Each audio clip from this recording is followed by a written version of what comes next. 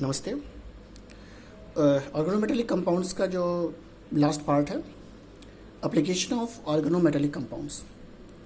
Organometallic compounds का application काफ़ी important है, एग्जामिनेशन में भी आता है। तो आपको ये पता होना चाहिए कि ऑर्गेनोमेटेलिक कंपाउंड्स का एप्लीकेशन पार्ट क्या है। तो अगर इसके एप्लीकेशन पार्ट को हम देखते हैं तो सबसे पहला एप्लीकेशन क्या है, तो सबसे फर्स्ट एप्लीकेशन है कि इसका हम इस्तेमाल कैसे कर रहे हैं। The first important application is as a reagent। तो ये पहला एप्लीकेशन है इसका कि एज अ रिएजेंट हम इसका इस्तेमाल करते हैं ऑर्गेनोमेटेलिक कंपाउंड का।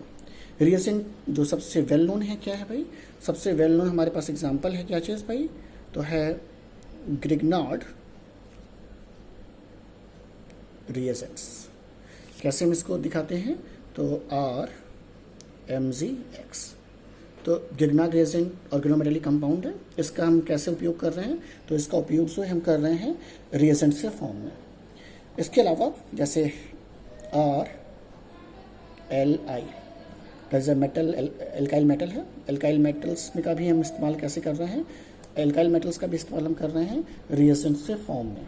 ऐसा जैसे RLi का एग्जांपल हम कैसे दे सकते हैं, जैसे मुझे देना होगा इसका एग्जांपल, तो इसका एग्जांपल मैं दूंगा तो भाई NBULI, नॉर्मल आप इसे पढ़े भी होंगे, नॉर्मल ब्यूटाइल लिथियम है। तो इसका भी, ये भी क्या है, रिएजेंट्स है, रिएजेंट्स के फॉर्म में इसका भी हम लोग इस्तेमाल करते हैं। तो जो फर्स्ट इंपॉर्टेंट एप्लीकेशन इसका है that is in form of reagent. Okay, दूसरा जो सबसे इम्पोर्टेंट इसका, दूसरा जो इम्पोर्टेंट इसका एप्लीकेशन है वो हम कैसे कर रहे हैं, as a catalyst. As a catalyst ढेर सारे रिएक्शंस में इसका इस्तेमाल कैटलिस्ट के फॉर्म में किया जा रहा है, रूप में किया जा रहा है।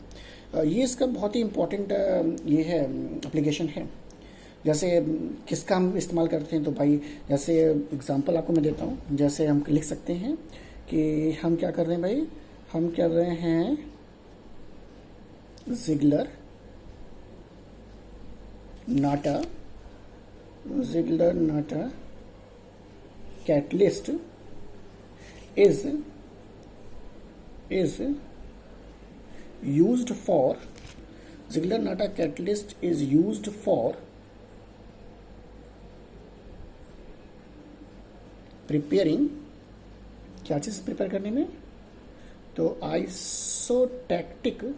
जब भी आप पॉलीमर पढ़ते हैं तो वहाँ पर आइसोटैक्टिक आपने पॉलीमर पढ़ा होगा, तो आइसोटैक्टिक पॉलीमर के प्रिपरेशन में हम क्या कर रहे हैं, जिगलर-नाटा कैटलिस्ट का इस्तेमाल करते हैं। तो एक एप्लीकेशन कैटलिस्ट में एक आपका एग्जांपल है कि जिगलर-नाटा कैटलिस्ट का इस्तेमाल किया जा रहा है। क्यों जिगलर-नाटा कैटलिस्ट ही नहीं है, हमारे पास क्या है, हमारे पास दूसरा एग्जाम्पल हो सकता है क्या चीज़, तो दूसरा एग्जाम्पल हमारे पास है फेरोसिन का। तो फेरोसिन इज यूज्ड एज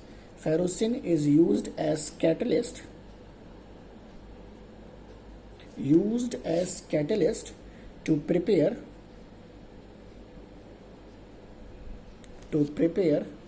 क्या चीज़ बनाने के लिए, to prepare पॉलीस्टाइरीन ऐसा। तो पॉलीस्टाइरीन को बनाने के लिए फेरोसिन का इस्तेमाल, फेरोसिन ऑर्गेनोमेटेलिक कंपाउंड है, तो फेरोसिन का इस्तेमाल हम कर सकते हैं। इसके अलावा और भी हमारे पास एग्जांपल्स हैं, जैसे एग्जांपल्स हमारे पास क्या है, विल्किंसन कैटलिस्ट हम सभी जान रहे हैं। तीसरा एग्जांपल हमारे पास क्या है, वेल नोन कैटलिस्ट है, विल्किंसन कैटलिस्ट, ये भी हमारे पास एक कैटलिस्ट है, इसका भी इस्तेमाल करते हैं। फार्मूला भी सभी जानते हैं विल्किंसन कैटलिस्ट का। विल्किंसन कैटलिस्ट को हम किस फॉर्म में लिखते हैं, तो हम लिखते हैं रोहोडियम ऐसे and PPS3 whole thrice and Cl। तो this is the Wilkinson catalyst ऐसा। ये विल्किंसन कैटलिस्ट है, इसका भी इस्तेमाल कैटलिस्ट के फॉर्म में किया जा रहा है। यही नहीं, ये कोबाल्ट का कार्बोनिल है, Cu2CO8, CO for cobalt and this is for carbonyl. इसका हम लोग इस्तेमाल, एक ऑर्गेनोमेटेलिक कंपाउंड है, इसका इस्तेमाल हम किस में कर रहे हैं, तो इसका इस्तेमाल कर रहे हैं हाइड्रो फॉर्मुलेशन में ऐसा। ये ढेर सारे रिएक्शंस हम देख रहे हैं जिसमें हम कैटलिस्ट के फॉर्म में इसका इस्तेमाल कर रहे हैं। इसके अलावा जो हमारे पास तीसरा थर्ड एप्लीकेशन है as a drug.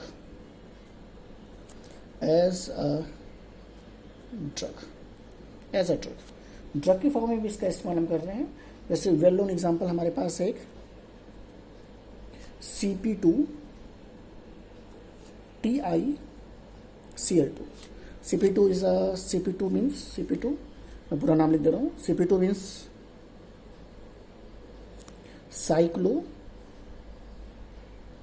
Cyclopenta डाइएनाइल anion.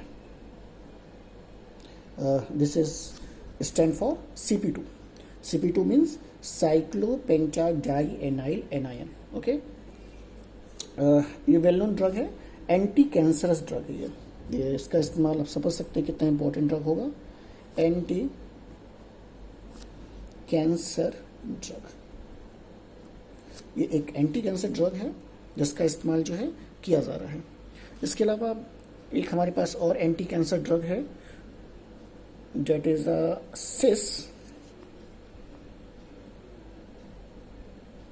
Cisplatin. बहुत ही वेल नोन ड्रग है डेट इज सिस्प्लेटिन।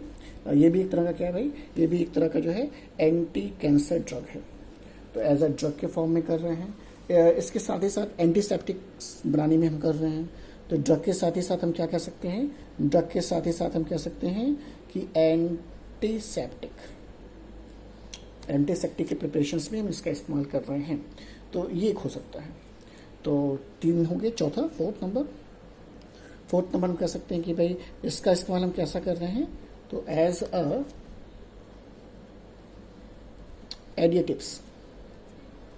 एडिटिव्स के फॉर्म में भी कर सकते हैं। जैसे सबसे कॉमन एग्जांपल्स हमारे पास क्या है, तो सबसे कॉमन एग्जांपल हमारे पास क्या है, टेट्राइथाइलेट। ऐसा वेल नोन है, सभी जानते हैं टेट्राइथाइलेट को। टेट्राइथाइलेट में पूरा नाम लिख दूँ, टेट्राइथाइलेट इज अ पूरा नाम लिखिए जैसे आपको आसानी रहे। टेट्राइथाइलेट जो है एक एंटी नॉकिंग रिएजेंट्स है, लेकिन अब इसका इस्तेमाल जो है बहुत ही कम हो रहा है क्योंकि जो लेड है वो प्रदूषण में काफ़ी ज़्यादा रोल प्ले कर रहा था। तो अब इसका इस्तेमाल कम है, लेकिन ये एंटी नॉकिंग रिएजेंट्स हैं। तो ऐसे कुछ हमारे पास एप्लीकेशंस हैं जो इंपॉर्टेंट एप्लीकेशंस हैं, 4 इंपॉर्टेंट एप्लीकेशंस हैं जिनको मैंने बताया। एज समराइज कर रहा हूँ मैं, एज अ रिएजेंट आप इसमें 2 एग्जांपल दे सकते हैं। एज अ कैटलिस्ट इसमें भी आप कुछ example, Ziegler Natta catalyst, ferrocene, Wilkinson catalyst, cobalt का मेटल है, कोबाल्ट मेटल के साथ कार्बोनिल कंपाउंड का है। And as a drug 2 drug के नाम मैंने यहाँ पे लिखे हैं। तो दोनों ड्रग जो हैं ये का एंटी कैंसरस हैं, काफ़ी इंपॉर्टेंट ड्रग्स हैं। इन दोनों ड्रग को फिर से एक बार देख सकते हैं, सिस्प्लेटिन इसका नाम है। और एज अ एडिटिव्स, तो एडिटिव्स में सबसे कॉमन नाम है टेट्राइथाइलेट का, जैसे हम TEL के नाम से जानते हैं। और इसका इम्पोर्टेंट काम क्या है कि एंटी नॉकिंग एजेंट्स के फॉर्म में इस्तेमाल होता है। तो ये एप्लीकेशन हम कुछ इसके लिख सकते हैं। Thank you.